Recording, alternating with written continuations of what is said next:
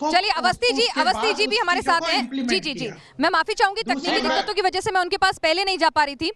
अवस्थी जी, आप जवाब दे दीजिए। विवेक जी ने कुछ तीखे सवाल उठाए हैं, आपका क्या कहना है? साथ में हूं मैं।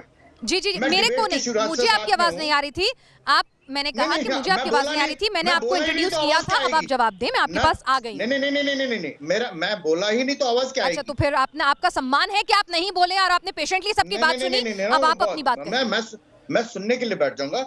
पिनाज जी, रिसर्च टीम से ये पूछिए कि हिंदू मंदिरों के अलावा किसी और धर्म के धार्मिक स्थलों से क्या सरकार के पास पैसा जाता है? क्या ये पूछिए कि जामा मस्जिद का रख रखाव भारत सरकार करती है कि नहीं करती?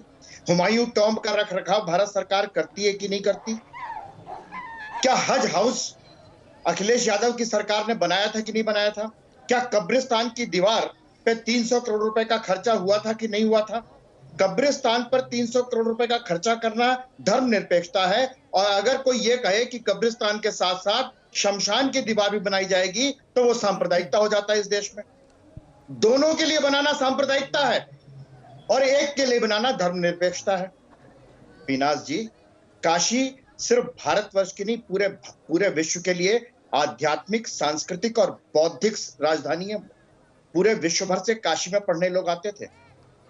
काशी विश्वनाथ के मंदिर, राहुल देव जी, औरंगजेब का जिक्र इसलिए आया, मैं आपको बता दूं, शायद आपको ना मालूम हो कि औरंगजेब ने काशी विश्वनाथ के मंदिर को तोड़वाने का आदेश दिया था।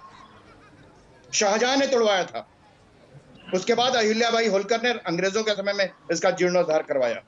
ये कोई, और अगर आप चाहें तो मैं औरंगजेब ने कितने मंदिरों को तोड़वाने का आदेश दिया उसके लिखित प्रमाण आप चाहें तो अभी दिखा सकता हूं। मैं आप चाहें तो मैं अभी दिखा सकता हूं। मेरे पास चाहिए। मैं किसी पिनाज में किसी के बीच में नहीं बोलता। अकबर भी था, मैं किसी के बीच में नहीं बोलता हूं। जहां औरंगजेब था वहां अकबर भी था। अवस्थी जी ने पूरी बात सुनी, तो आप भी उनकी पेशेंटली पूरी बात सुनिए ना। देखिए, हमें सम्मान करना होगा। अवस्थी जी ने पूरी बात सुनी, आप भी सुनिए ना। देखिए, उन्होंने बहुत पेशेंस दिखाई है, इसका सम्मान करना होगा। एक मिनट सुन लीजिए ना। औरंगजेब का जिक्र आया ना कि मोदी जी ने वहां उस वक्त से औरंगजेब का नाम क्यों लिया? आपने ये कहना चाहता हूं, एक मिनट सुन लीजिए ना। सिर्फ एक औरंगजेब को लेकर के एक मिनट पहले उनकी पूरी बात सुन लीजिए, उसके बाद में आपकी और नहीं उठा सकते।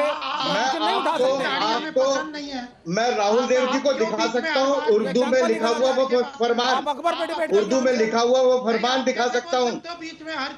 आप चाहें तो जितने मंदिरों का चाहें मैं दिखा सकता हूँ आपको।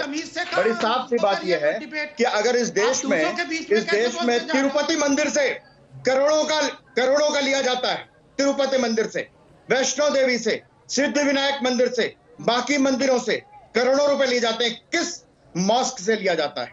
किस चर्च से लिया जाता है पैसा? क्या वो वहीं पर खर्च नहीं होना चाहिए? उससे हज हाउस बनना चाहिए? कभी उठाया ये सवाल? ठीक है, इसका जवाब मैं विवेक जी से भी लूंगी।